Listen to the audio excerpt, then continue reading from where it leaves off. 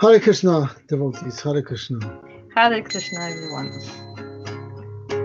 Hare Krishna, Hare Krishna, Krishna Krishna, Hare Hare, Hare Rama,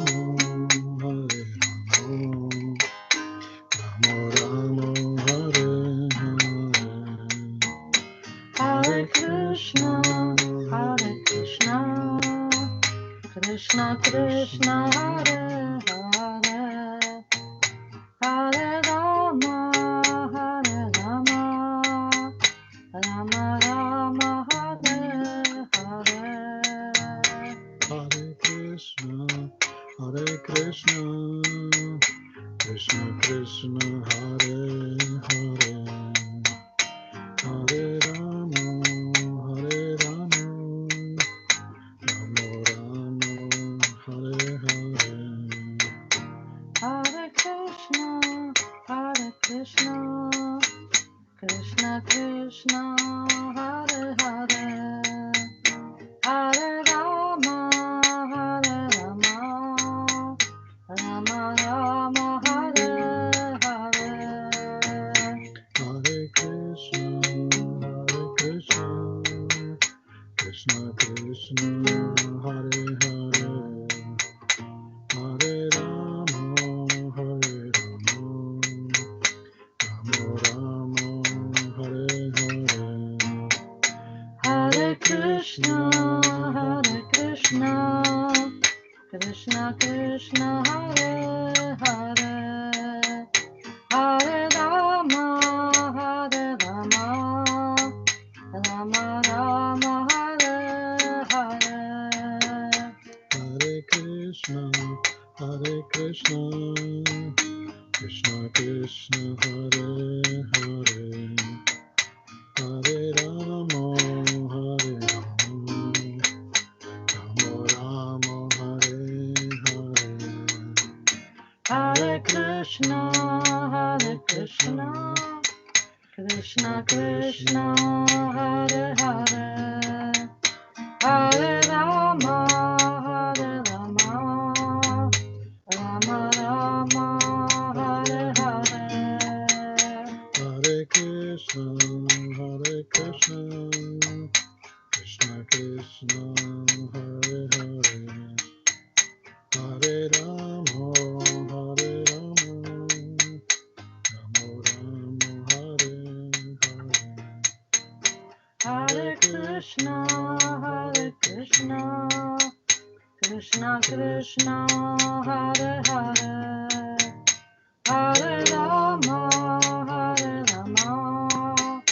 Rama Rama, Hare Hare. Hare Krishna, Krishna Krishna, Hare Hare, Hare Rama, Rama Rama, Hare Hare.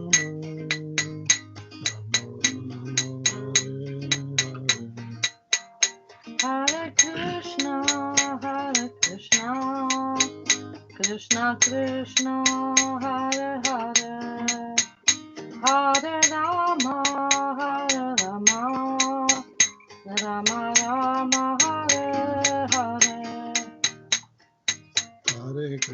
Hare Krishna, Krishna Krishna, Hare Hare, Hare Rama, Rama Rama, Hare Hare. Hare Krishna, Krishna Krishna, Hare Hare, Hare Rama, Rama Rama, Hare Hare. Hare Krishna, Krishna Krishna, Hare Hare, Hare Rama, Rama Rama, Hare Hare. Hare Krishna, Krishna Krishna, Hare Hare, Hare Rama, Rama Rama, Hare Hare. Hare Krishna, Krishna Krishna, Hare Hare, Hare Rama, Rama Rama, Hare Hare. Hare Krishna, Krishna Krishna, Hare Hare, Hare Rama, Rama Rama, Hare Hare. Hare Krishna, Krishna Krishna, Hare Hare, Hare Rama, Rama Rama, Hare Hare. Hare Krishna, Krishna Krishna, Hare Hare, Hare Rama, Rama Rama, Hare Hare. Hare Krishna, Krishna Krishna, Hare Hare, Hare Rama, Hare Rama, Rama Rama, Hare Hare. Hare Krishna, Krishna Krishna, Hare Hare, Hare Rama, Rama Rama, Hare Hare. Hare Krishna, Krishna Krishna, Hare Hare, Hare Rama, Rama Rama, Hare Hare. Hare Krishna, Krishna Krishna, Hare Hare, Hare Rama, Rama Rama, Hare Hare. Hare Krishna, Krishna Krishna, Hare Hare, Hare Rama, Rama Rama, Hare Hare. Hare Krishna, Krishna Krishna, Hare Hare, Hare Rama, Rama Rama, Hare Hare. Hare Krishna, Krishna Krishna, Hare Hare, Hare Rama, Rama Rama, Hare Hare. Hare Krishna, Krishna Krishna, Hare Hare, Hare Rama, Rama Rama, Hare Hare. Hare Krishna, Krishna Krishna, Hare Hare, Hare Rama, Rama Rama, Hare Hare. Hare Krishna, Krishna Krishna, Hare Hare, Hare Rama, Rama Rama, Hare Hare. Hare Krishna, Krishna Krishna, Hare Hare, Hare Rama, Rama Rama, Hare Hare. Hare Krishna, Krishna Krishna, Hare Hare, Hare Rama, Rama Rama, Hare Hare. Hare Krishna, Krishna Krishna, Hare Hare, Hare Rama, Rama Rama, Hare Hare. Hare Krishna, Krishna Krishna, Hare Hare, Hare Rama, Rama Rama, Hare Hare. Hare Krishna, Krishna Krishna, Hare Hare, Hare Rama, Rama Rama, Hare Hare. Hare Krishna, Krishna Krishna, Hare Hare, Hare Rama, Rama Rama, Hare Hare. Hare Krishna, Krishna Krishna, Hare Hare, Hare Rama, Rama Rama, Hare Hare. Jaya Gauranitai, Gauranitai, Gauranitai, Jaya Gauranitai, Jaya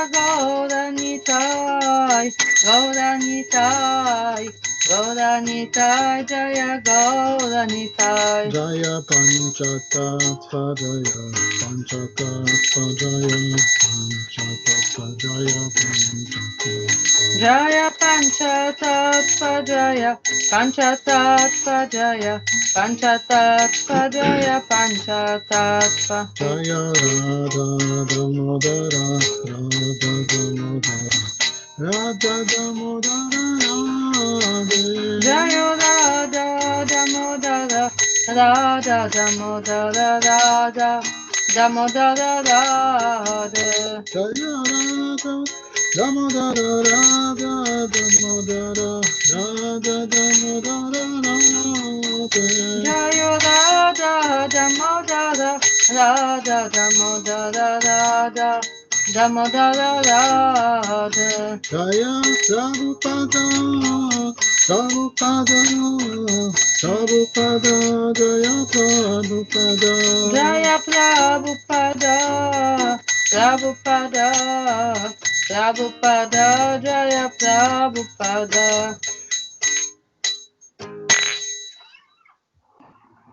Hey, Hare Krishna. Thank you very much. Pandava Prabhu Bhagavati Mataji, beautiful Kirtan. You coming up with new tunes all the time. I don't know where you keeping your collection, your stash of tunes. It was beautiful. Thank you very much. You struggled at the end a little bit. It was a bit high, but it was very comfortable for Bhagavati Mataji. Hare Krishna. Very, very nice. Welcome, everyone. Welcome, Varshana Mataji. Welcome, Amar, Amit, Ben, Dharm, Guntas, Pandava, Bhagavati Mataji, Rashmi, Samir, Varshana. That's a lot of people. That is 10.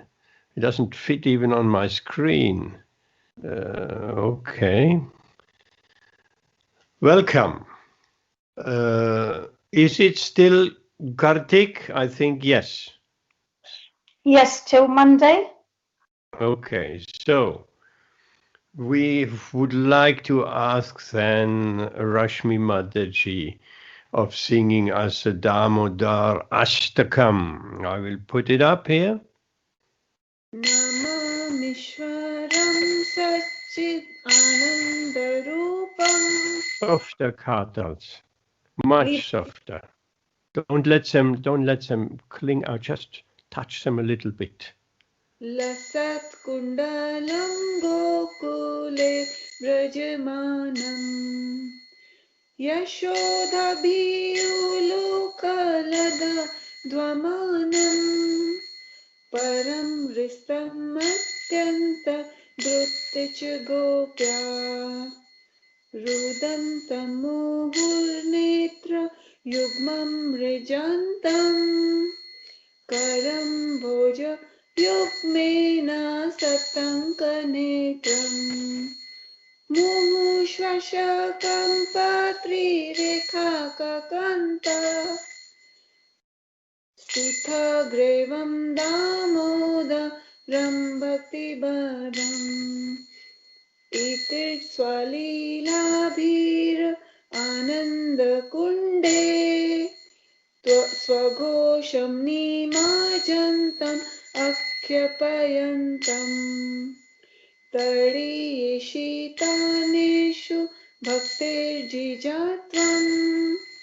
Puna Prematastam Sattavritti Vande.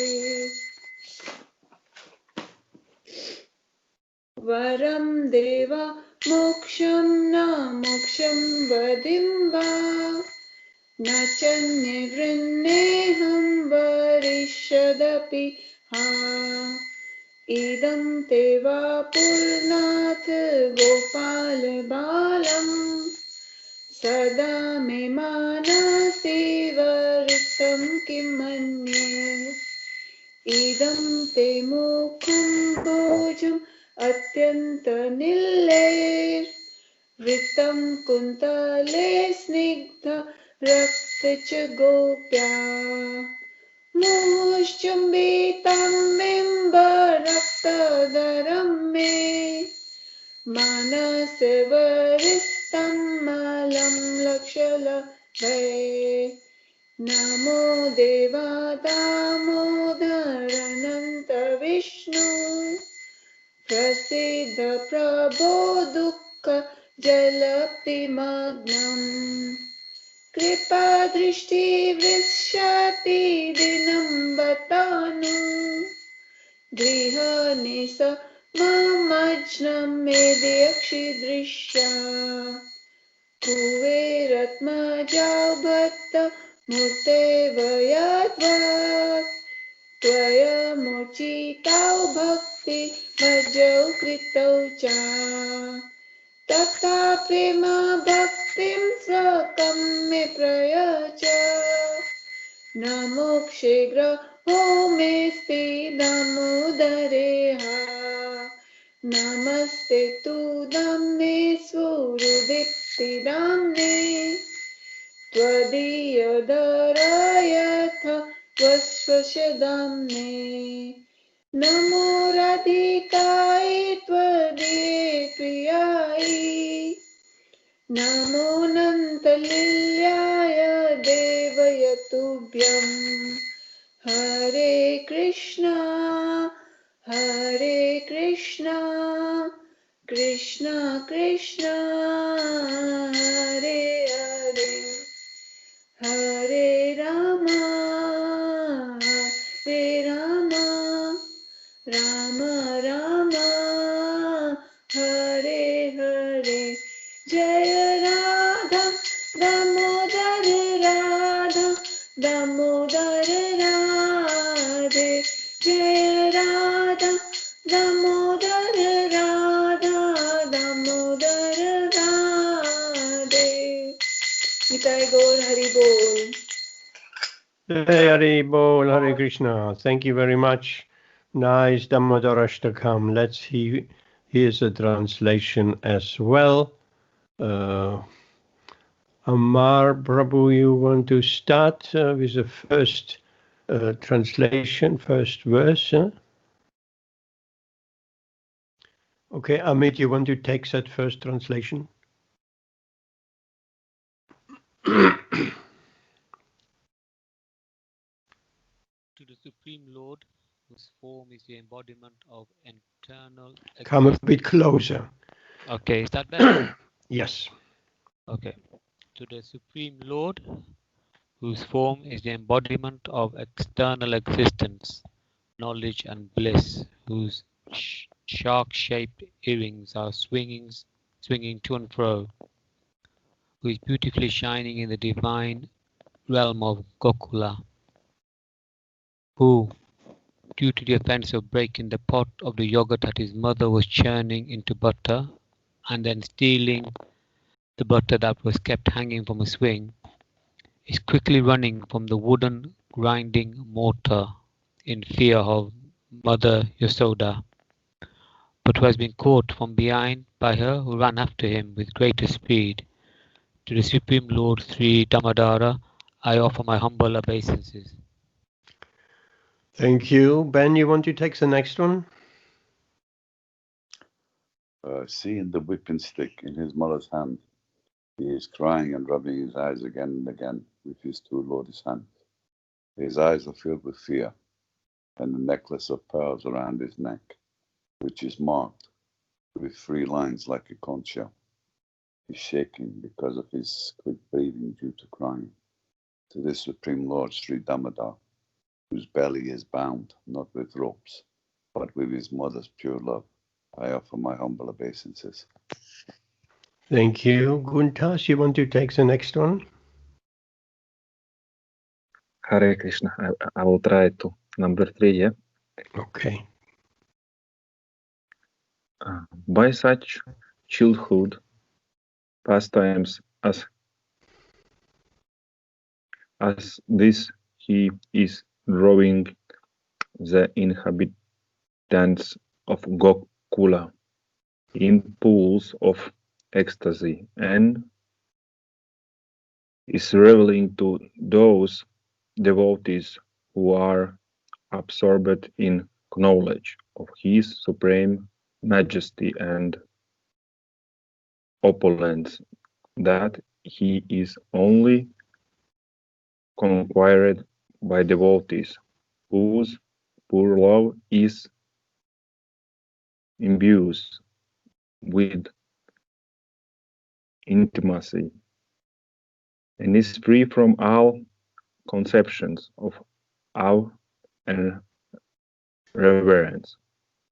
With great love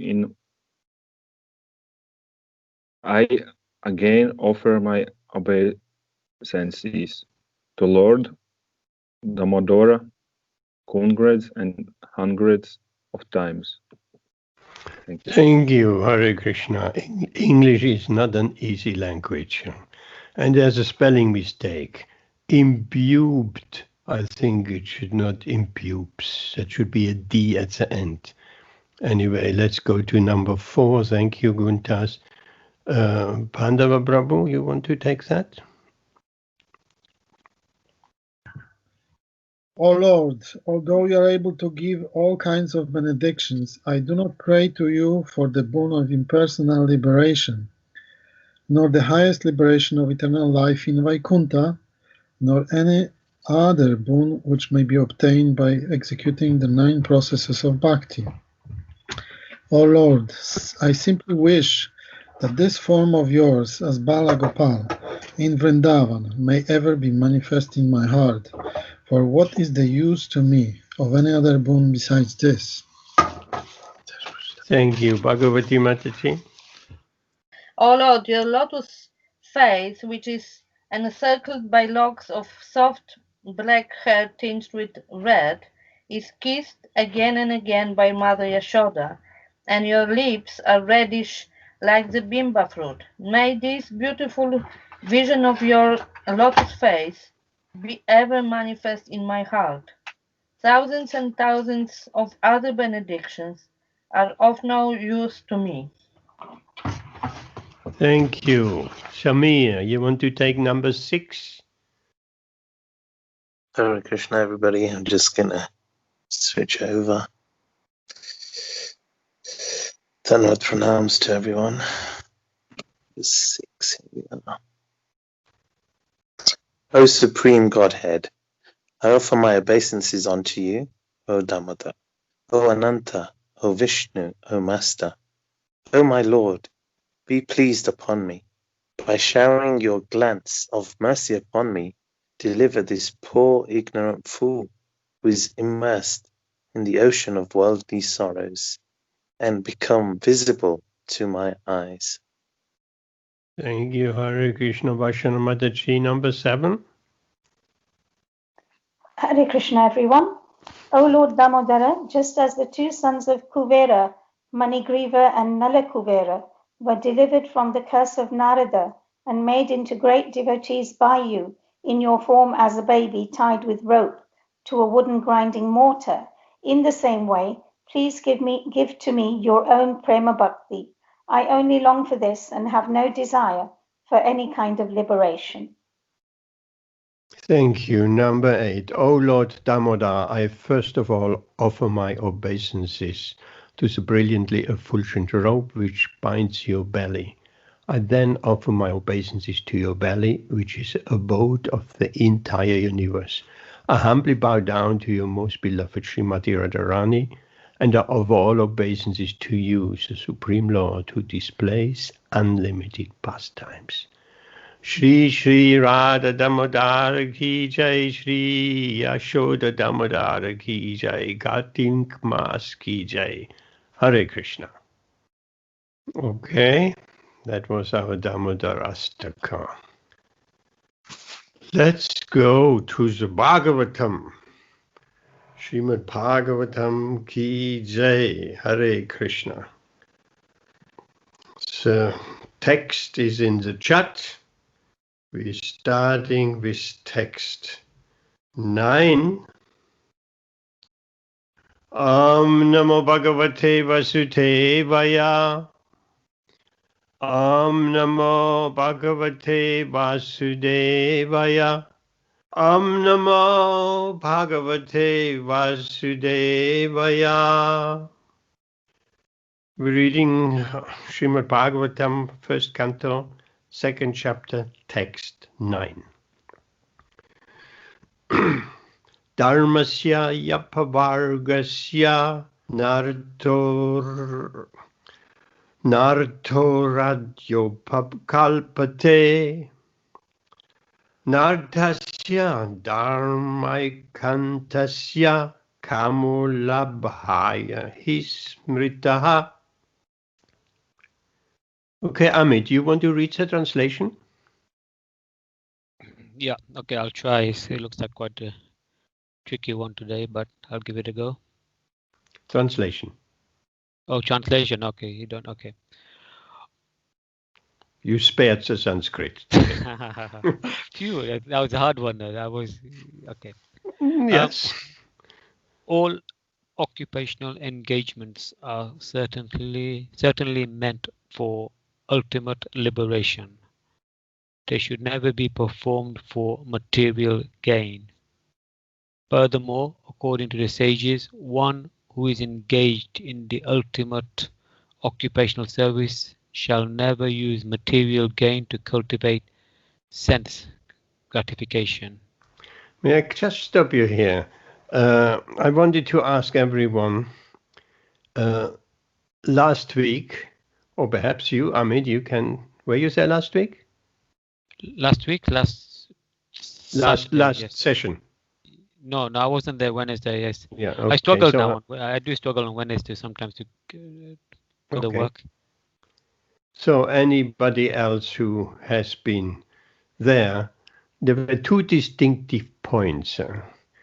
Anyone remembers what, because we catching up just from there. Anyone remembers what's the two distinctive, I mean, there were more than two, but anyone remembers what the main points, distinctive points were from last week? Prabhuji, one was that verse which we did, Shram Keva Evahi Kevalam. So Yes. everything other than bhakti is unnecessary labor.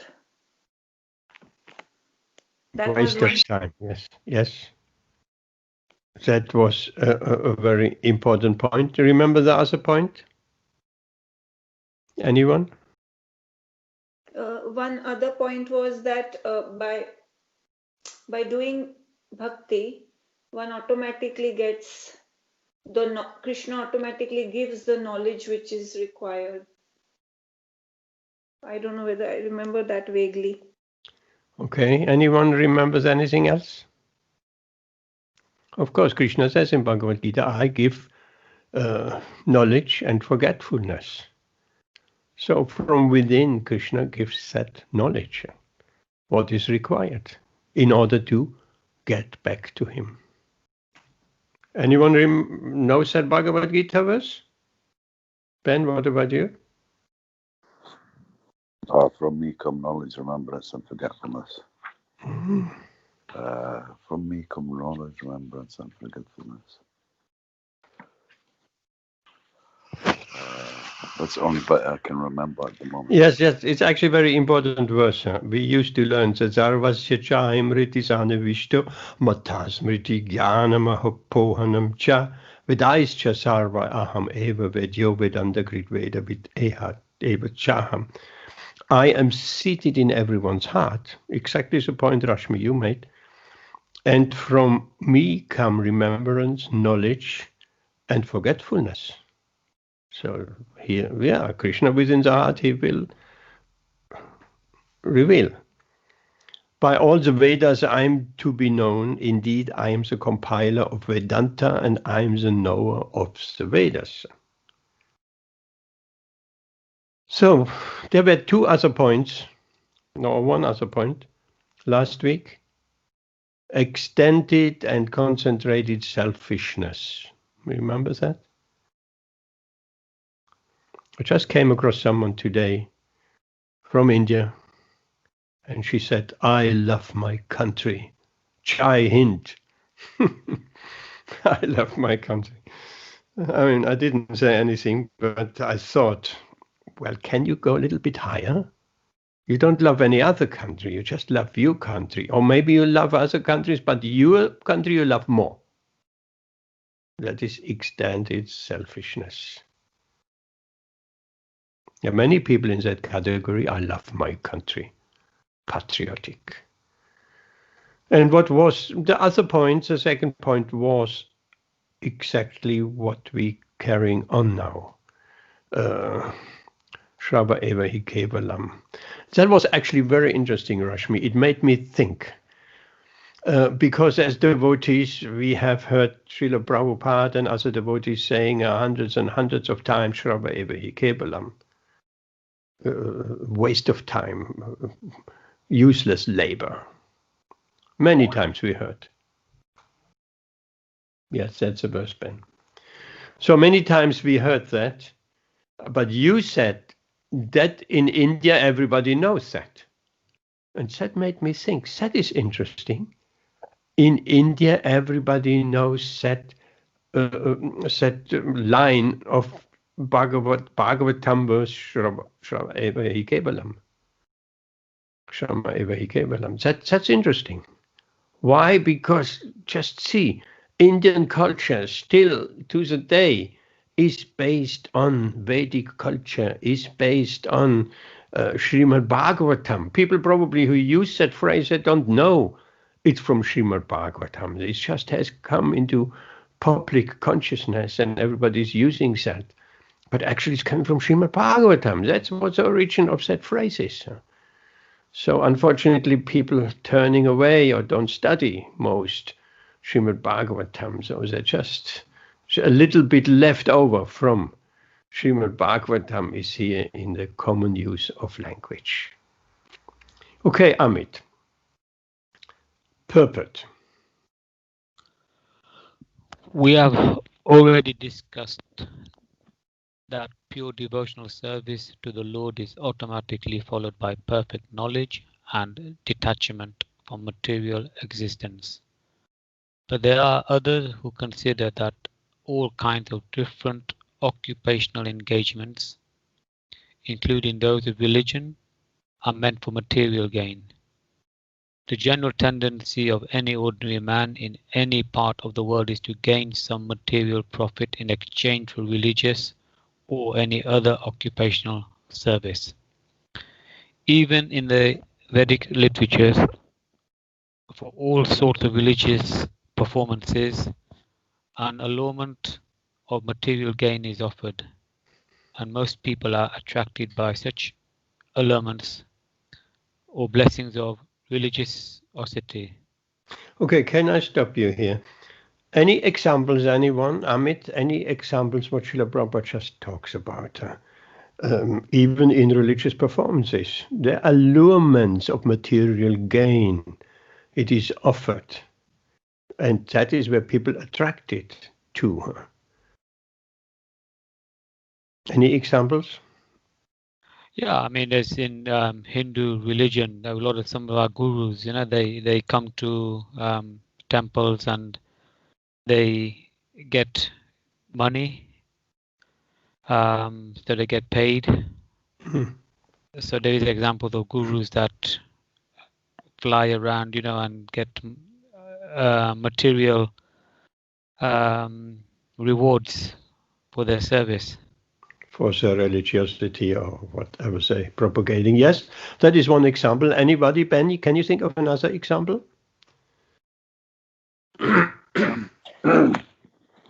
What comes to mind is that this is actually, this is the way of the world. That this is how human culture and existence, how it functions in a way. Everyone is engaged in some kind of service to make money. Then this money is engaged in pleasing their senses. So the whole world is caught up in this kind of behavior. Yes, of course. But can you think of any example of blessings of religiosity? As Srila Prabhupada says, allurements or blessings of religiosity. What could that be? Well, it could be that some people, they might even exchange their service, devotional service, for material boon, and gain, because some, religion becomes can become very wealthy with donorship and opulence. Yes, of course. Pandava Prabhu, can you think of any other allurements or blessings of religiosity which are offered in the Vedas, actually, in the Vedic literature. Even the Vedic literature, they know what men are attracted to, so they offer that as a little carrot.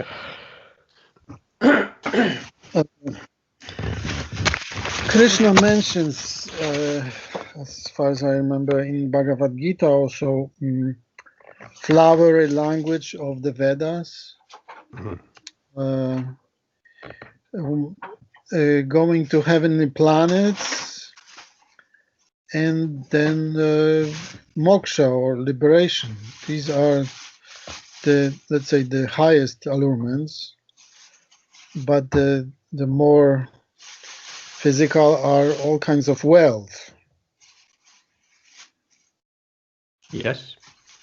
Flowery language of the Vedas.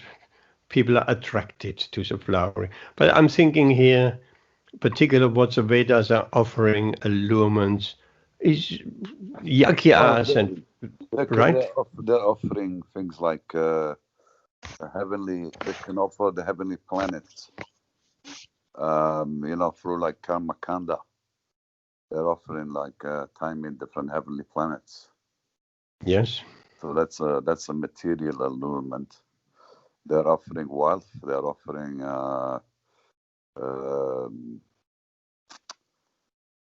nice opulence in the material world. They're offering women, all these kind of things. Everything is, any material thing that you can think can be offered. Yes, and of course people do take to that. So performing this particular kind of yagya and that yagya and this ceremony and that ceremony. But the idea is behind for material blessings, pious activity.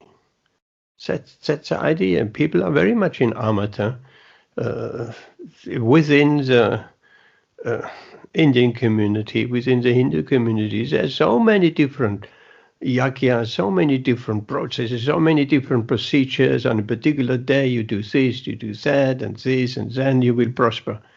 These are mainly all, rarely some people will use these blessings from these yagyas and from these performances of whatever kind. Rarely they're using this and thinking that will please Krishna. And I don't want anything in return. That's the point. I don't want anything in return. How many people are there, Manushyanam Sahasrashu, among thousands of men?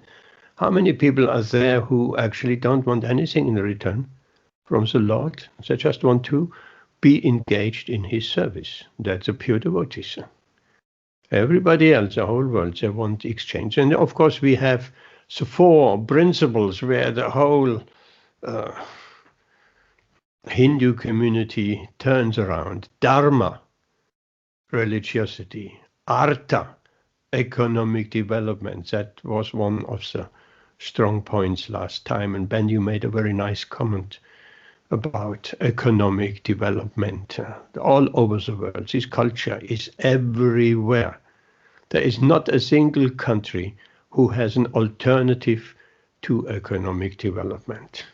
Some are lagging behind, some are more in front, the G20 and this and that, and they're all after economic development. And if only 1% of the economic output has gone down, they're all worried. So that, yes. Isn't this verse talking about, I thought what this verse, if you read the translation, isn't this verse talking about the person performing the ultimate devotional service? So, for example, if somebody is doing a katha, is reading the Śrīmad-Bhāgavatam for 7 days to the public, then he will charge money. Isn't this verse trying to allude to that? That is also, of course. Because it's talking about occupational service. Yes, okay. What's that occupational service? So I thought it's trying to say it to the performer. So let's say if I am the No. pujari, and you come to me and say, can you do this yagya, or can you recite the Bhagavatam? Then I should not do this yagya or whatever, reading the Bhagavatam for a gain. I can do it to earn my, to earn my livelihood and, Okay. but no, I thought that is what it meant. No, it's not. But Samir, you had your hands up. Yeah, no, it doesn't mean that. It's talking to the mass of people who are engaged in their own occupational duties. It shouldn't be performed for material gain. Okay, what occupational duties are we talking about, Samir? It's the same theme as the last verse, last session. What occupational duties are we talking about? Any occupational duties that you may have, whatever you're doing. Like what? Whatever you're doing for work. What are you doing for work? Yes, it relates to the varnas, isn't it? Yeah. Occupational duties as a Shudra, as a Kshatriya, as a Brahmin, as a Vaishya. So it is the categories of occupational duties. Varnashram system, these occupational duties, right? Yeah, that's right. Yeah, the Varnashram system. So this verse talks about the Varnashram system. So what is the ultimate occupational service then? Oh, very good question. What does that mean by ultimate? Okay, who can say? I think that, obviously with the system that we have, if we are in the working class and we are working, then what we need to do is we need to provide for the two classes that are not working. So we should give to those. So obviously the younger class, and then the sannyasis. But most of everything, if we center our motivation for working towards Krishna and not material gain, and not use it for sense gratification, so use it in Krishna's service, whether that be obviously, like I just said, the ideal way is to give to the sannyasis, give to the younger ones who are studying or whatever. So Brahmacharis, yeah. Yes, that's all correct, of course. But ultimate occupational duty, what is it, Ben? What is the ultimate occupational duty? Use it in the service of Krishna. Samir. Sorry, I put my hand up by mistake, but I was just going to say that the ultimate occupational duty is to use that in the service of Krishna. Devotional service, that's the ultimate. Remembering Krishna. Devotional service, that's the ultimate occupational duty. And anything what does not lead us to glorify, to remember Krishna is Shrama eva hi kevalam. It's just a useless waste of time. If we just follow the Varnashram even perfectly and doing our occupational duties perfectly, but we don't have any attraction for Krishna, then it's a waste of time because we won't get out of this place. We'll just get the reward for our occupational duty, and that's all. And that reward is a material reward. And that reward is enjoying in the higher planetary system, but that's what people want. But Srila Prabhupada will explain more on that. Now I lost the place where we stopped. Amit, you got the place? Yeah, I know. Yeah. Okay. It's after religious city. Okay. Yes. Why yes. are such so-called men of religion allured by material gain?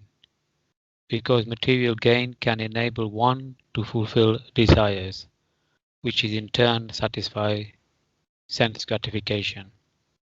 This cycle of occupational engagements includes so-called religiosity, followed by material gain, and material gain, followed by fulfillment of desires. Sense gratification is the general way for all sorts of fully occupied men. But in the statement of Sutta Goswami, as per the verdict of the Śrīmad-Bhāgavatam, this is nullified by the present sloka. One should not engage himself in any sort of occupational service for material gain only, nor should material gain be utilized for sense gratification.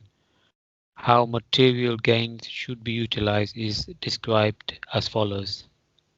Okay, so that makes it quite clear what Srila Prabhupada is explaining here. And interesting, it should not be used for occupational service for material gain only. That's a point. It's not one or the other. Right? We may have some material gain, but there must be equally Krishna consciousness and devotional service there, which will purify our desire for material hankering and material gain and sense gratification. That will disappear gradually. But that's not what people are doing. They have only put all their hopes of happiness and even liberation on material gain, only exclusively. And that's a mistake. Therefore, it says here of Srila Prabhupada says, for material gain only. So material gain should not be used for sense gratification, should be used to satisfy Krishna. There, of course, before I said dharma, religiosity, artha, economic development, karma, sense gratification, moksha, liberation. This everybody knows. That's the four purusharthas. Everyone from within the Indian community, as much as Rama Eva Hi Kevalam, everybody knows dharma, artha, karma, moksha. Famous, very, very famous. And that's all what people aspire for. Religiosity, dharma, artha, economic development, because religiosity will promote economic development. And what you do after economic development?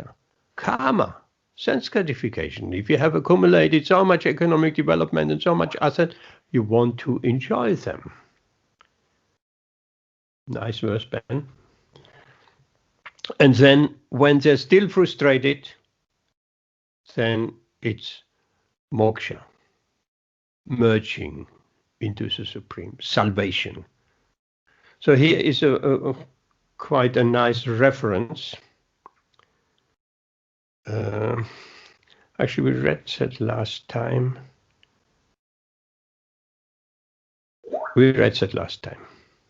Ben, you want to read that, Ben, what you just posted? Okay. Hello, Yes. I'm back. You want me to read the verse? Yes, what you just relevant. Yeah, but this is the verse that came to mind when you were saying what is the ultimate occupational duty. Yeah. And this verse has come to mind. Chapter 9, text 34, Bhagavad Gita. Man mana bhava mad bhakto madhyaji mam namaskuru mameva yashi yuktai vaivam atmanam mat parayana. Engage your mind always in thinking of me, offer your obeisances and worship me, being completely absorbed in me, surely you will come to me. Yes. And a similar verse in chapter 18, text 65. Man mana bhava mad bhakto madhyajimam namaskaru mameva yashi satyam te pratijane priyosimi. And this one is again is very similar. Always think of me, become my devotee, worship me, and offer your homage unto me. thus you will come to me without fail. I promise you this, because you are my very dear friend.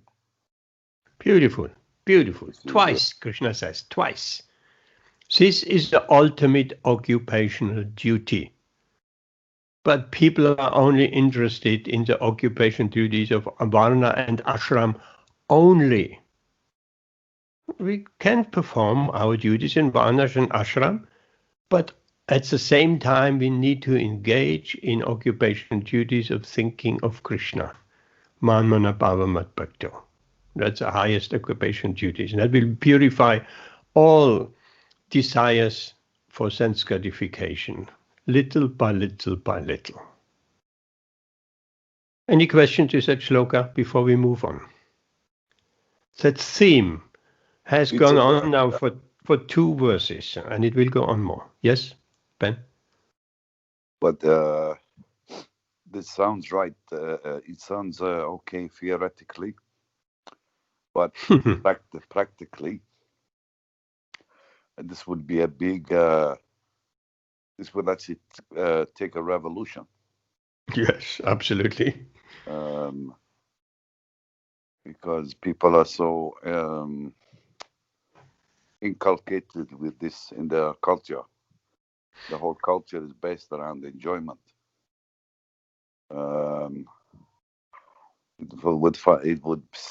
It would seem difficult to imagine a society where these practices were the norm. You know, when you look at present society, it's everything is the opposite to what it actually should be. Yes, Prabhupada used to give an example that this material world is like topsy-turvy. Everything is back to front, how it should be, in a sense. Yes, absolutely right. It would take a revolution. But these things will be forced upon us by material nature. Just look, and Amit, we discussed that a little bit last time, and I'll just pick up that point again. At the moment, it's just economic development, sense gratification, consume. Christmas coming up, 2-3 times as much consume. So that cannot go on, because we're consuming more than this planet can provide. And it's inequality as well. We're consuming in our Western, in the Northern Hemisphere more than in the global South they're consuming. So that will lead to a climate breakdown, that will lead to social breakdown and everything. And so we'd be forced to rethink that economic development paradigm. And I just was thinking between the last session and today, if in 1,000 years' time, maybe only even 500 years, certainly in 1,000 years' time, some people wondering what kind of civilization was that? So finding all kinds of strange artifacts in the ground, and they're finding a lot of plastic here and there. The whole civilization wiped out. That's not the first time a civilization has been wiped out. Where is a civilization gone from the Egyptians? Nobody even know how that decline happened, and nobody knows how they built the pyramids and all of that. That civilization was wiped out by one way or another. But the sages and they knew very well, and the saintly kings, 5,000 years ago, only 5,000 years ago, they knew very well that if a society is based on economic development, it will crash. It will crash and it will disappear from the face of the earth. So therefore, I mean, that's interesting. Bhagavatam was written down 5,000 years ago, and they're speaking in last session verse, speak about advising the people not to go that path of economic development. So means they knew what economic development is. They knew very well what they could achieve in sense gratification, economic development, but they purposefully they did not go down that route because they knew it will just lead to disaster. It will destroy everything, like it is happening now. So the king, we read in Bhagavatam, Parikshit Maharaj, the last of the saintly kings, he was traveling around his country and make sure everybody is engaged in his occupational duty and everybody is engaged in worshipping Krishna. So the king, that were leaders, political leaders, the king made sure. It wasn't the king who just pushed economic development like today. These leaders, and Srila Prabhupada wrote in his purport, the people can't really blame the government which they have elected. So people want sense gratification. So they're electing a government which promises sense gratification. And if you look at, which is at the moment quite has been in the news, the American election. What are people most concerned? Which president, which party they elect? Not only in America, here as well. Who can say? What's the concerns of people? Which party? Promising what? Rashmi. Sorry, what do you want? What is it, Prabhuji? Your microphone is on, right? You want to say something? No, it was not regarding what you are asking. I'm asking which people vote for a particular government. What are the main concern of people voting for a particular government? Is that ideological or political left or political right or what? Samir, you have your hand up. Rashmi, what do you say? What is the most? I don't know about that, Prabhuji, but I was just going to say Parikshit Maharaj, he had granted Kali Yuga to stay in gold. So these sages, they knew Parikshit Maharaj has already given Kali Yuga this residence. So wherever there will be economic development, Kali Yuga will really progress fast, because that was one of the residences Kali was given. What was the residences Kali were given? Kali was given 5 residences, na? He was given a slaughterhouse. Yes. He was given the gambling house. Yes. Then he was given drinking house, where you drink alcohol.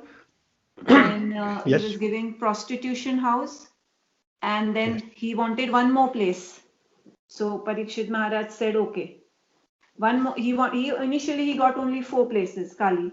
Then Parikshit Maharaj said one more place. Oh, sorry, Kali said one more. So then Parikshit Maharaj said, okay, you can live in gold. In gold. Economic development, gold. Yes. Yes. And which are these 4? Which are these 4? These 4 are exactly our 4 regulative principles, which we cut down in order not to let Kali in Samir. Sorry, my phone froze, so I couldn't unmute myself. Yeah, I was just going to make a point as well on that side of things, that, obviously we can talk about that, but when I was going to really talk about was that charity begins at home, and we have to start within ourselves first before, we can actually start preaching to others. So, they're saying that obviously if you have a pot which is full, then you can pour it to others. But if it's empty, you cannot. So it's very, very difficult to change the whole world. It's very, very hard. But we have to first do it ourselves and practice ourselves. Then we can preach to others. We have to practice what we preach. That's the point I was trying to make, actually, before my mic froze. Sorry about that. Yes, that is a famous verse, what is in the Bhagavatam, Bharata Bhumi Hoile Manushya, that first we, not just the people of Bharat, everyone, become Krishna conscious and then preaching Krishna conscious to others. And the result is up to Krishna. Krishna can change this whole world, the whole paradigm, in no time. In no time. And material nature will, it's also under Krishna's control. Material nature will do. Maybe material nature has to send a few more pandemics, one worse than the other one, before people wake up. Or maybe the climate has to totally collapse. That will all come. It's inevitable. A godless society will be finished. Okay, anything more or can we move on?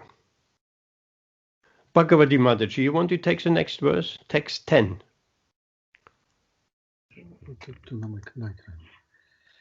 Yes, just a second.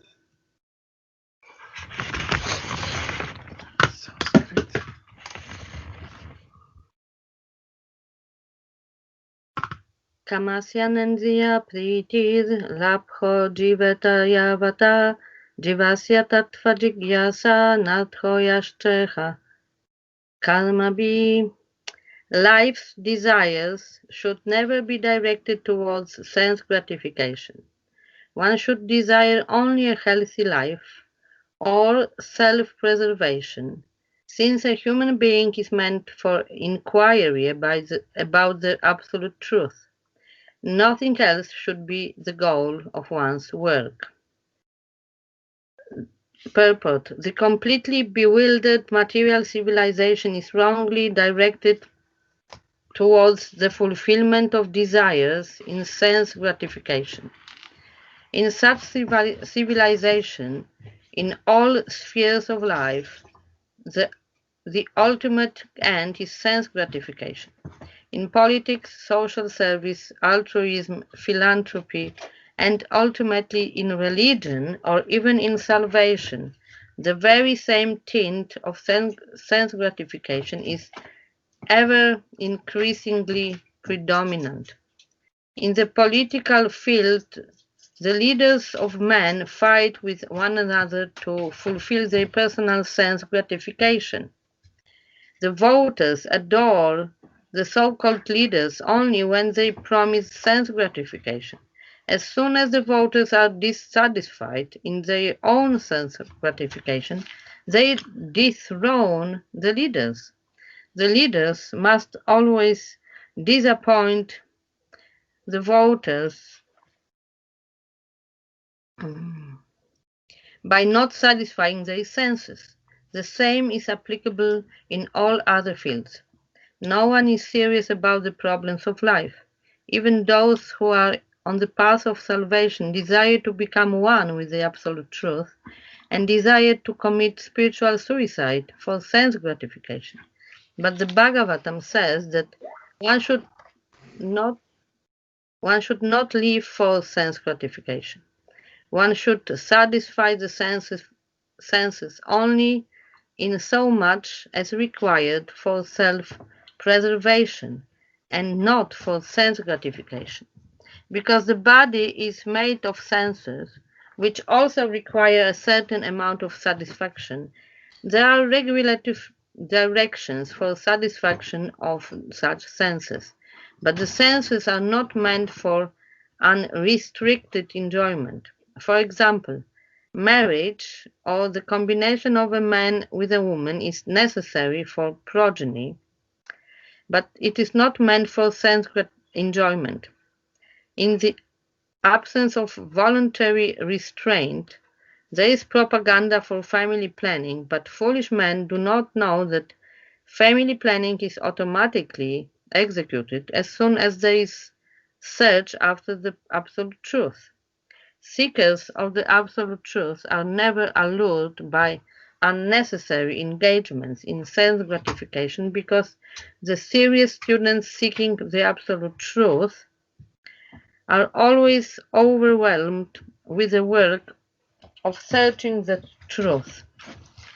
In every sphere of life, therefore, the ultimate end must be seeking after the absolute truth, and that sort of engagement will make one happy, because he will be less engaged in varieties of sense gratification. And what that absolute truth is explained as follows. Thank you. Thank you. Can you summarize in 1-2 sentences what is the main point, Bhagavati?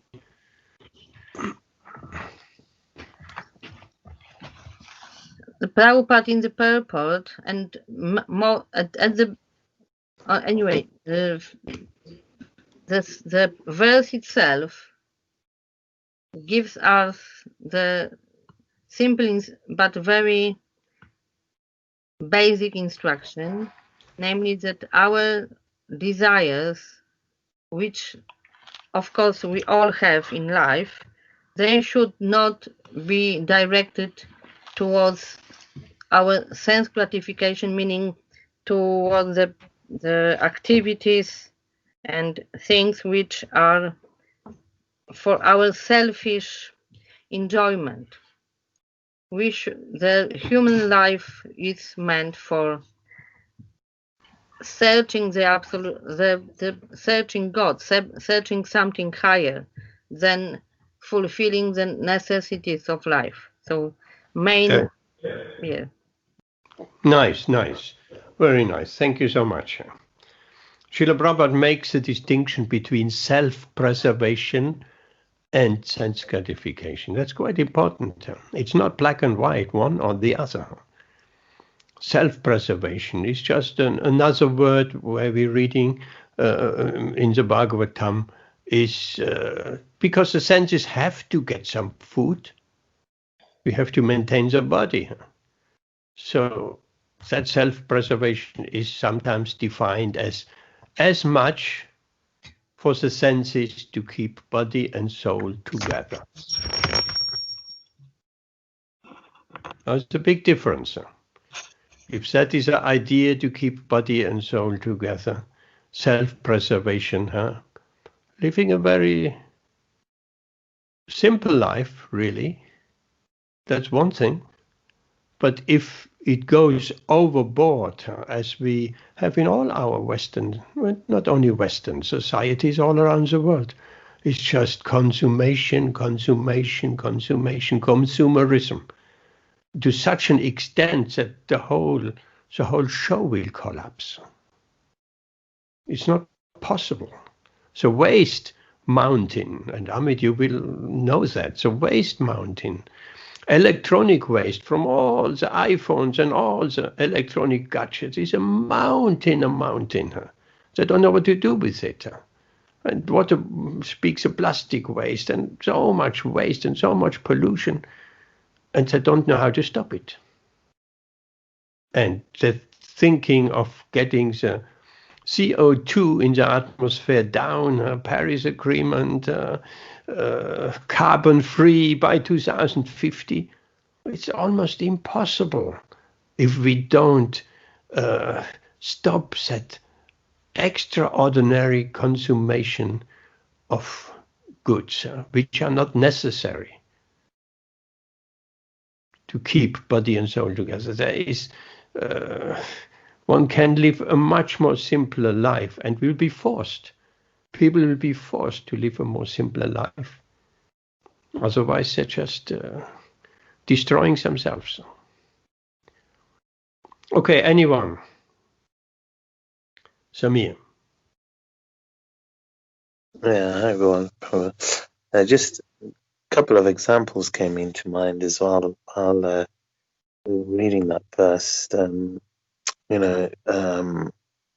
Maradona, who was, one of the greatest footballers of all time, he left his body but he abused his body afterwards. But because he didn't really know, what was the meaning of life. He was at the top of the world at one stage, one of the greatest footballers of all time.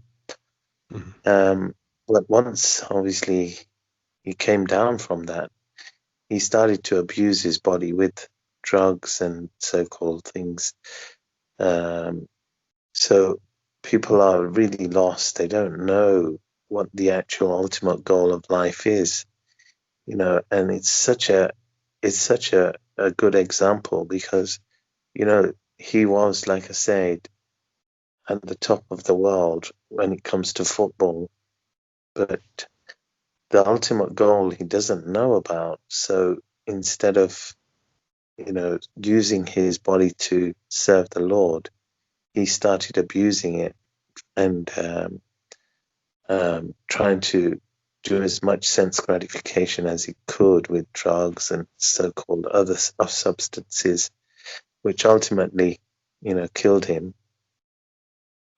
So then the other example as well is because I was just listening to the news because I'm looking to come back to the UK, so I just wanted to know what was going on, and I just heard the news about Mike Tyson as well. He's back fighting, and so he again was one of the greatest boxers of all time, but they don't know what to do, so they want to go back to what they knew about. And this is, where this verse comes in, where, we try and keep a healthy life, try and keep a healthy body for self-preservation, as you were saying, so that we can actually inquire about the absolute. That's what we need to do, and we're very fortunate to be in the association of devotees so that we do know how we should be using this very valuable human life that we have. And we look at these, so-called rock stars and pop stars and, people who have been at the top of their field in their occupations, but they don't really know the ultimate goal. So we are very fortunate to know that. So we should use this opportunity that we have in the right way. I can't really stress it more than that, because if we don't, we have to keep coming back, and who knows what was going to happen to us. Who knows we can fall down at any time, and we are here in the association of devotees, so let's try and take advantage of that as much as we can. Hare Krishna. Very well spoken. Thank you so much. Yes, people are bewildered. And all what it needs is putting a little bit of Krishna, inquiring about absolute truth. So it inquiries, that will then, if that inquiry to higher purpose of life is there, then that will grow. Ben, yes. What about the concept of freedom of choice? What about people's independence to choose? I mean, when you try to impose upon people a regime or a structure for the society,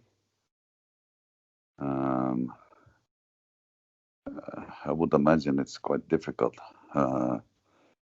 when it comes to the question of freedom of choice, for the right for people to choose, to have that independence in what they want to do, even if it's not the right thing, but still, I mean, Krishna, he gives people that independence to choose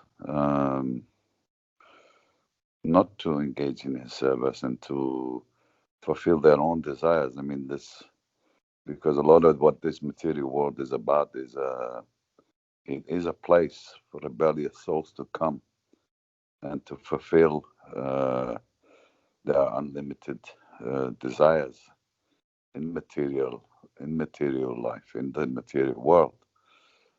So that brings up these kind of questions. Is there anything you could say about that? Interesting questions. Yes, absolutely. But the critical point is education.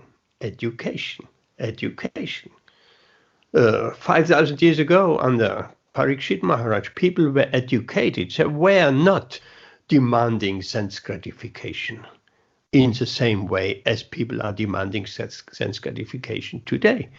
And as I said earlier, what are the people, what are the Americans, what kind of president they're electing, what kind of prime minister we are electing, the one, and that has been statistically proven, the one who can, for them, for the people in general, it doesn't really matter right, left, ideological differences, but what matters the most for any voter, America and here as well, and in Europe, is how is the economy performing.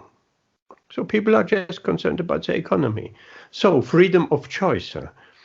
Parikshit Maharaj, he didn't give freedom of choice, nor were the people demanding that freedom of choice. They were trained in searching for the absolute truth. So what Parikshit Maharaj didn't say when Kali was there and hurting the cow and trying to cut her leg, he wasn't saying, oh yes, that is freedom of choice.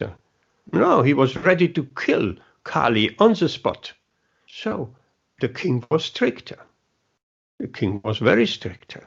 He didn't allow any of these vices to come into his kingdom. Samir. Yeah, I think, when asked that question, I had two thoughts. The first thought was that, you have the freedom of choice, but when you have fully exhausted that freedom of choice in the sense gratification side, then you start to maybe think that there's got to be something else, because it's not satisfying you, and it's not giving you that full contentment or bliss. And then the second thought that came into my mind was Dhruv Maharaj, where he wanted to enjoy so much more than his father. So he went obviously to do the tapasya, and as he was doing that, of course, the Lord then came, and he realized at that point that what he wanted was broken glass. So this sense gratification is broken glass, and what we really what he wanted there was broken glass, and Krishna came and found the diamond. So, sometimes we're searching for broken glass when we should really be searching for the diamond. And if we can search for the diamond, that is the right choice to make there. And then Dhruv Maharaj is a lovely example of that, where he really wanted to enjoy a higher kingdom than his father. And when Krishna came in front of him, he said that, I was looking for broken glass and I found a diamond. So thank you. Yes, absolutely. Thank you. Very nice. People need to see an alternative of life, right? People are so bound up in the economic development and sense gratification. They need to see an alternative.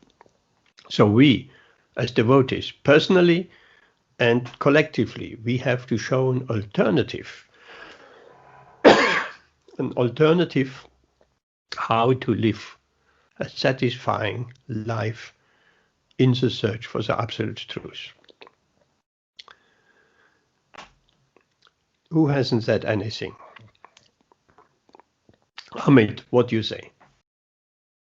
Yeah, no, I kind of agree with what what Sloka is saying.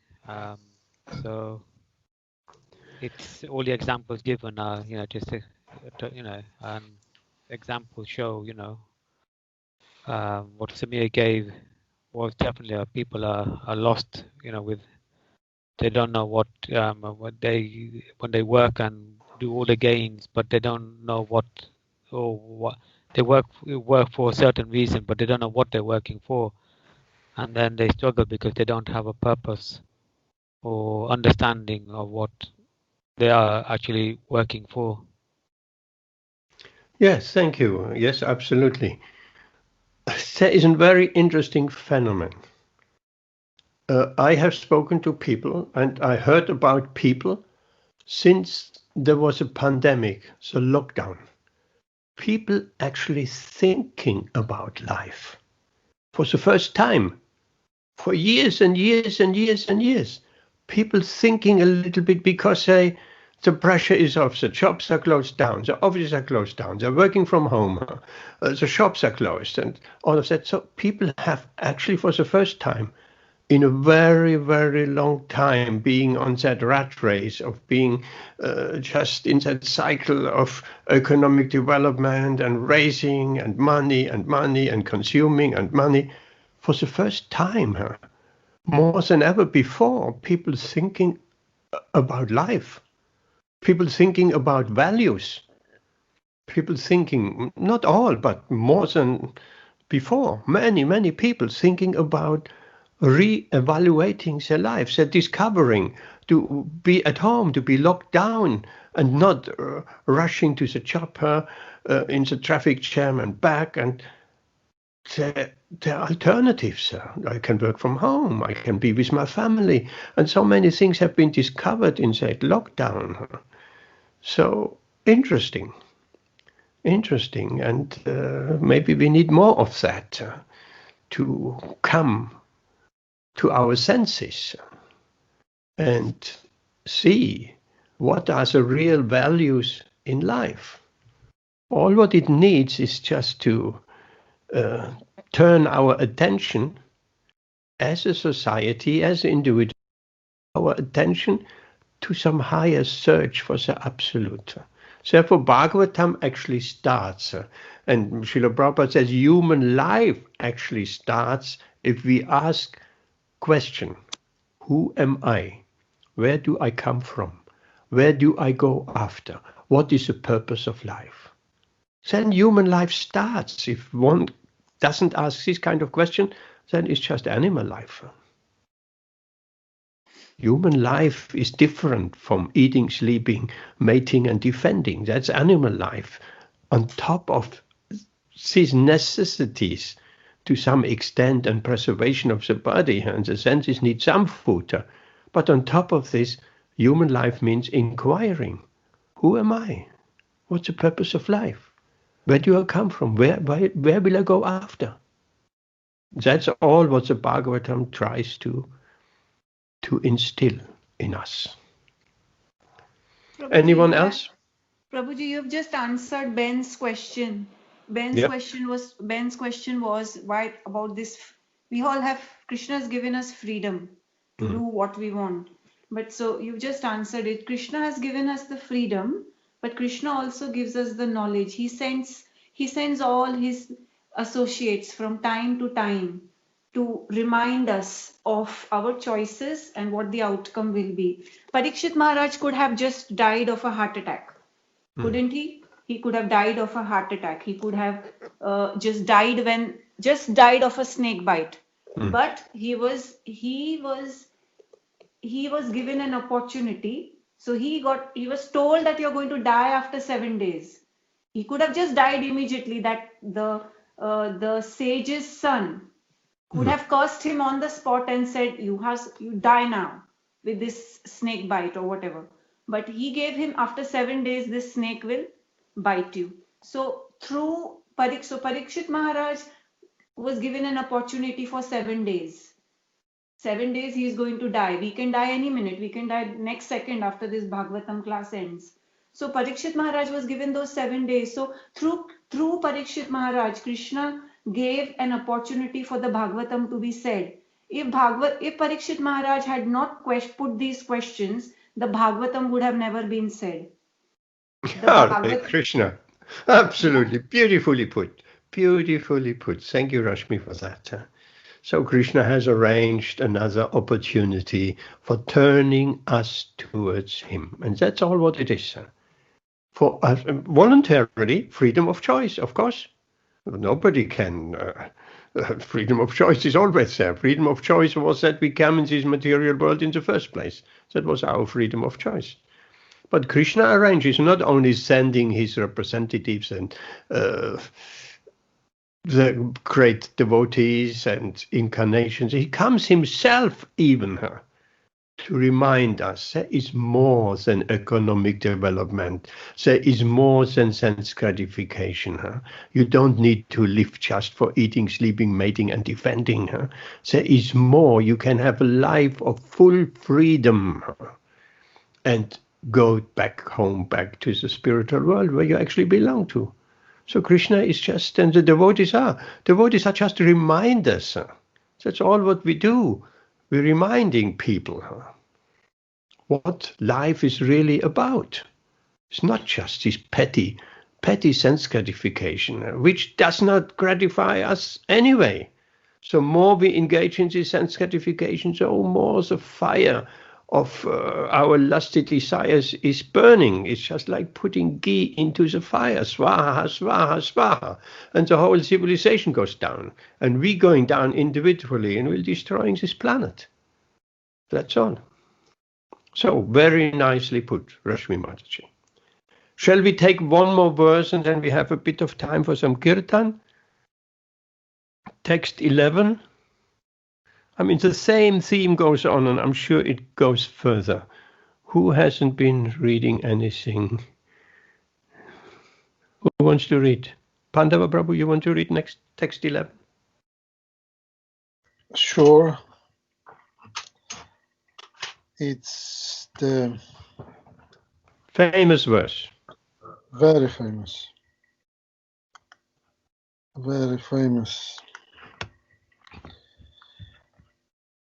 Vadanti tattatva vidas tattvam irgyanam advayam brahmeti paramatmeti bhagavan iti shabdyate. Learned transcendentalists who know the absolute truth call this non-dual substance Brahman, Paramatma, or Bhagavan. The absolute truth is both subject and object, and there is no qualitative difference there. Therefore, Brahman, Paramatma, and Bhagavan are qualitatively one and the same. The same substance is realized as impersonal Brahman by the students of Upanishads, as localized Paramatma by the Hiranyagarbhas, or the yogis, and as Bhagavan by the devotees. In other words, Bhagavan, or the personality of Godhead, is the last word of the absolute truth. Paramatma is the partial representation of personality of Godhead, and impersonal Brahman is the glowing effulgence of the personality of Godhead, as the sun rays are to the sun god.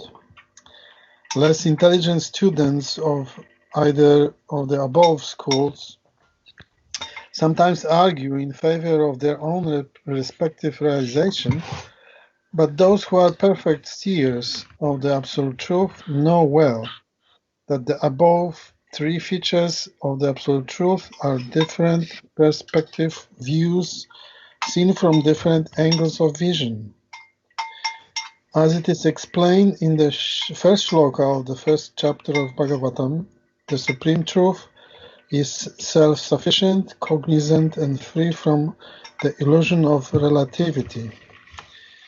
In the relative world, the knower is different from the known, but in the absolute truth, both the knower and the known are one and the same thing.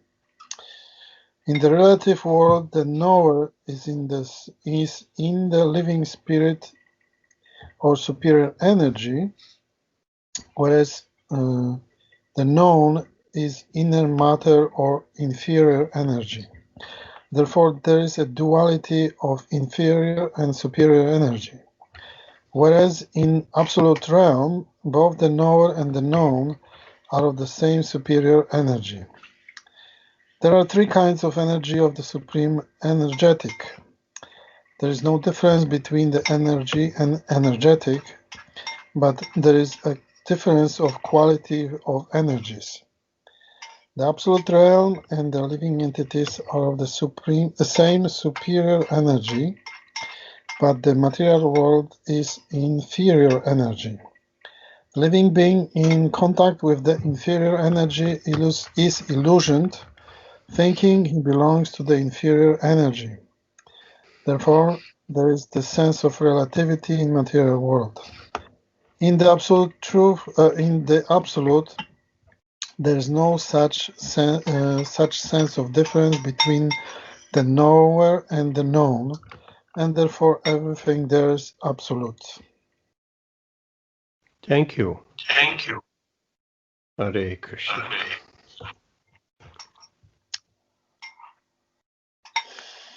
What is that sound from your microphone?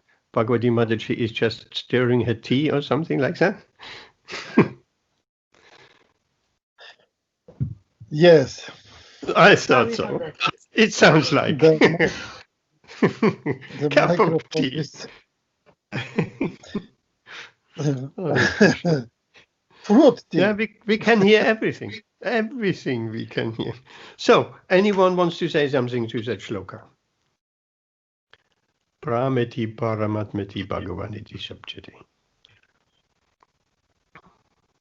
Pandava Prabhu, you can say something about that?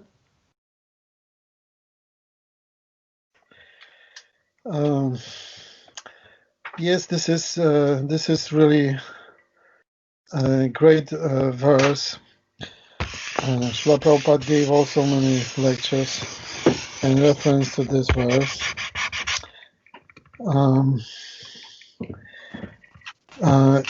In Bhagavad Gita, also Krishna speaks about those three aspects of himself. He concludes about Brahman,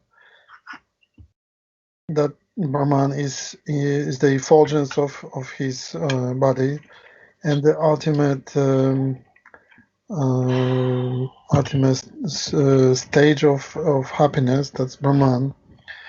He speaks also about Paramatma as his aspect, the one who is Upadrashta and Anumanta, the one who is witness and the watcher of all activities of living entities, and eventually he finally refers to himself as Bhagavan.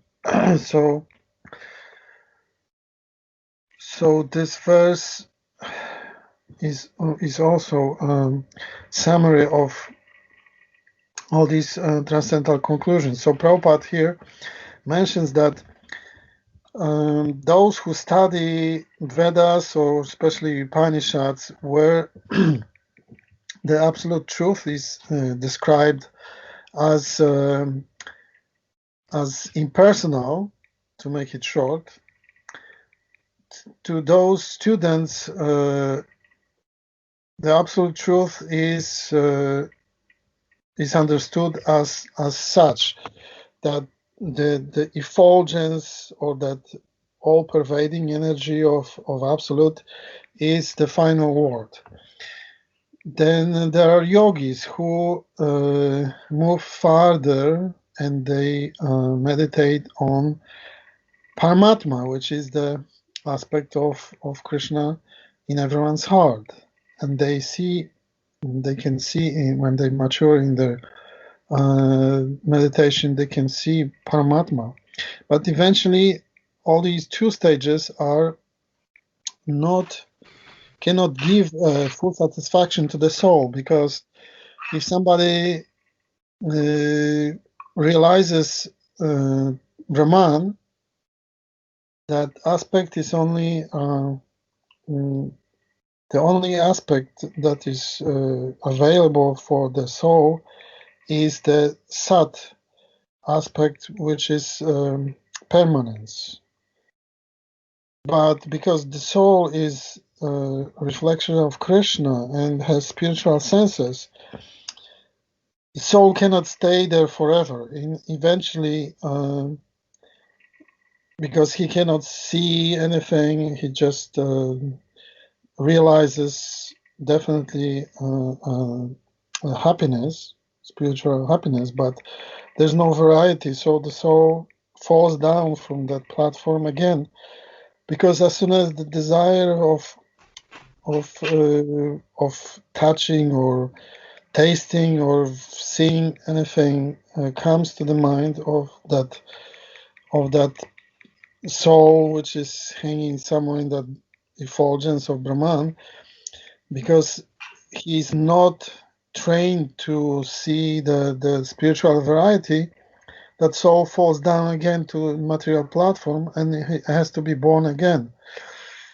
Those who perceive Paramatma, they can also,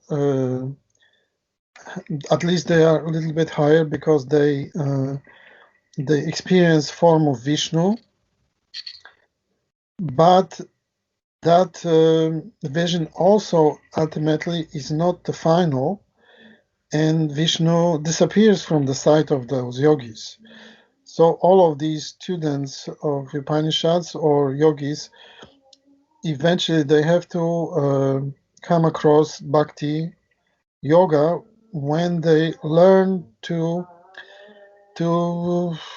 engage in devotional service for Bhagavan, who is actually giving all the satisfaction and pleasure to the soul.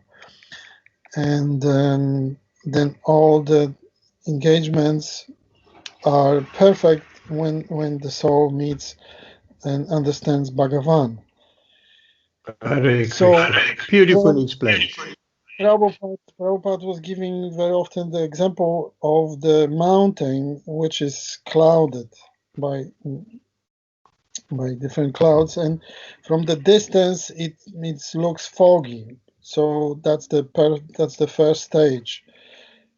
Everything is kind of foggy and clear, but somebody feels that that's the goal.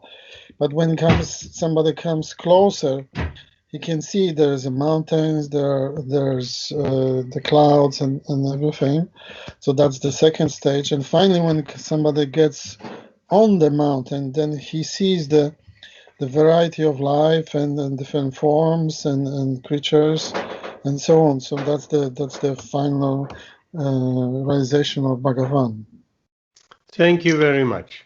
Bhagavati Mataji, you're making a lot of noise. So that was a beautiful explanation. Another example is given just to visualize these three different stages. And Srila Prabhupada always says the Brahman realization or the Paramatma realization are incomplete.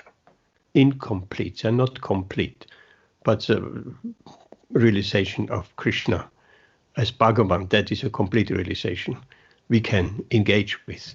So the other example is given a train. Let's think of an old Wild West train in the Americas, big engine with chimney and so on. So people going to first time the train tracks have been late and the first train is coming to the little settlement and people talk. They're going there and they see from far, they're seeing a light. These trains have these big lights in front. They're seeing a light. And then they're leaving, going home, and someone says, what is it, a train? We've never seen a train. How does it look like? Oh, it's a bright light. That is Brahman realization. Others staying a bit longer. They're not only seeing the light, when the train comes closer, they're seeing a shape around the light. There is a shape, and then they're leaving, go home. How is it railway? How is that train? How does it look? We have never seen. Well, there is a light and there is some shape around. So that is Paramatma realization. And those who staying till the train comes into the station, they're seeing there is not only a light, there's not only a shape, but there are loads of activities. There are people coming out, people going in, and that is Bhagavan realization. Same example as with the mountain. Hare Krishna. So, we'll stop here. Or is there any other question? If not, we stop here and do a bit of Kirtan to round off the evening.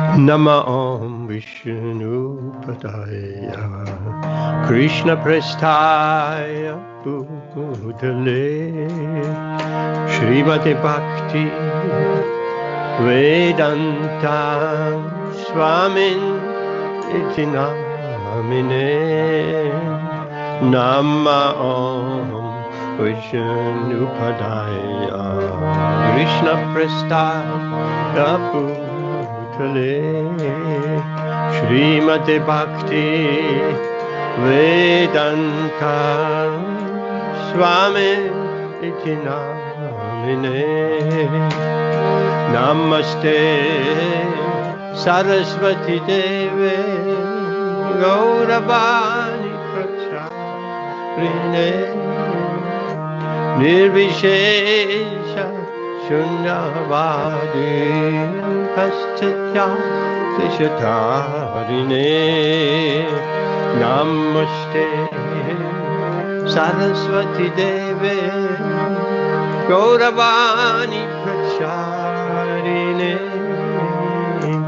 Nirvishesha Shunyavadi Paschatya Tishatarine Shri Krishna Chaitanya Prabhu Nityananda Shri Advaita Gadadhar Srivasadi Gaura Bhaktarinda Shri Krishna Chaitanya Prabhu Nityananda Shri Advaita Gadadhar Srivasadi Gaura Bhaktarinda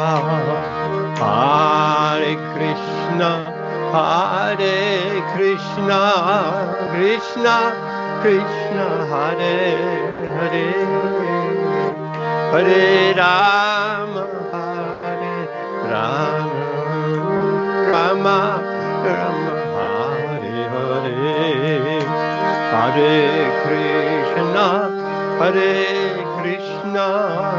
Krishna Krishna Hare Hare Hare Rama Rama Rama Hare Hare Hare Krishna Krishna Krishna Hare Hare Hare Rama Rama Rama Hare Hare Hare Krishna Krishna Krishna Hare Hare Hare Rama Rama Rama Hare Hare Hare Krishna Krishna Krishna Hare Hare Hare Rama Rama Rama Hare Hare Hare Krishna, Krishna Krishna, Hare Hare, Hare Rama, Hare Rama, Rama Rama, Hare Hare, Hare Krishna, Krishna Krishna, Hare Hare, Hare Ram, Hare Rama, Ram Ram, Hare Hare, Hare Krishna, Krishna Krishna, Hare Hare, Hare Ram, Ram Ram, Hare Hare, Hare Krishna, Krishna Krishna, Hare Hare, Hare Ram, Ram Ram, Hare Hare Krishna, Krishna Krishna, Hare Hare, Hare Ram, Ram Ram, Hare Hare Krishna, Krishna Krishna, Hare Hare, Hare Ram, Ram Ram, Hare Hare, Hare Krishna, Krishna Krishna, Hare Hare, Hare Ram, Ram. Hare Krishna, Krishna Krishna, Hare Hare, Hare Ram, Ram Ram, Hare Hare, Hare Krishna, Krishna Krishna, Hare Hare, Hare Rama, Rama Rama, Hare Hare. Jaya Radha Madhava Radha, Madhava Radha, Madhava Radha. Jaya Radha Madhava Radha, Madhava Radha, Madhava Radha. Jaya Radha Gokulananda Radha, Gokulananda Radha, Gokulananda Radha, Radha Gokulananda Radha, Gokulananda Radha, Gokulananda Radha. Jaya Radha London Ishvara, Radha London Ishvara, Radha London Ishvara, Radha London Ishvara, Radha London Ishvara, Radha London Ishvara, Radha. Jaya Radhe, Jaya Radhe, Radhe, Jai Jai Shri Radhe, Jaya Radhe, oh Jaya Radhe, Jaya Radhe, Jai Jai Shri Radhe. Radha Madan Mohan Radha, Madan Mohan Radha, Madan Mohan Radha. Jaya Radha Madan Mohan Radha, Madan Mohan Radha, Madan Mohan Radha. Jaya Radha Gopinath Radha, Gopinath Radha, Gopinath Radha. Radha Gopinatha Radha, Gopinatha Radha, Gopinatha Radha. Jaya Radha Govinda Radha, Govinda Radha, Govinda Radha. Radha Govinda Radha, Govinda Radha, Govinda Radha. Jaya Radha, Ramana Radha, Ramana Radha, Ramana Radhe, Radha, Ramana Radha, Ramana Radha, Ramana Radhe. Jaya Radha, Damodara Radha, Radha, Damodara Radha, Damodara Radha, Damodara Radha, Damodara Radha.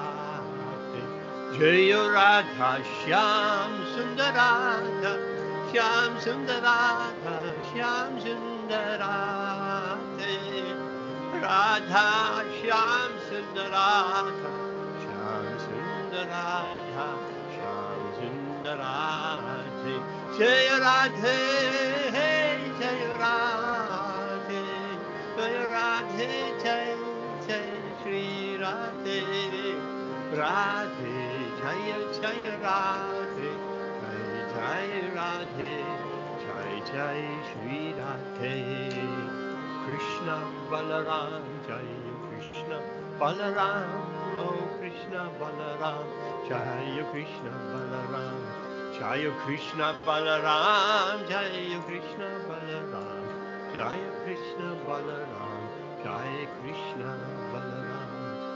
Giri Govardhan, Jaya Giri Govardhan, Jaya Giri Govardhan, Jaya Giri Govardhan, Jaya Giri Govardhan, Jaya Giri Govardhan, Jaya Giri, Giri Giri, Giri Giri Govardhan, Jaya Nitai Sachi Sundar, Nitai Sachi Sundar, Nitai Sachi Sundar, Jaya Nitai Sachi Sundar, Nitai Sachi Sundar, Nitai Sachi Sundar, Nitai Sachi Sundar, Jaya Nitai Sachi Sundar, Prabhupada, Prabhupada, Prabhupada, Prabhupada, Jaya Prabhupada, Jaya Prabhupada, Prabhupada, Jaya Prabhupada. Vansha kalpatarubhyascha kripa sindhu eva cha patitanam pavanebhyo vaishnavebhyo namo namaha. Oh, vansha kalpatarubhyascha kripa sindhu eva cha patitanam pavanebhyo vaishnavebhyo namo namaha. Anandakoti Vaishnava Vrinda ki jai. Let us offer our most respectful obeisances to all the Vaishnava devotees of the Lord. They're just like desire trees, and they're full of compassion to the fallen and conditioned souls, and they can fulfill the desires of everyone. Hare Krishna. Thank you very much, everyone. Amit, Ben, Dharm, Guntas, Jayanti, Lal, Pandava, Bhagavatam, Mataji, you've gone already, Rashmi, Samir. That was our lockdown session for this Saturday. We're finishing on time. Hare Krishna.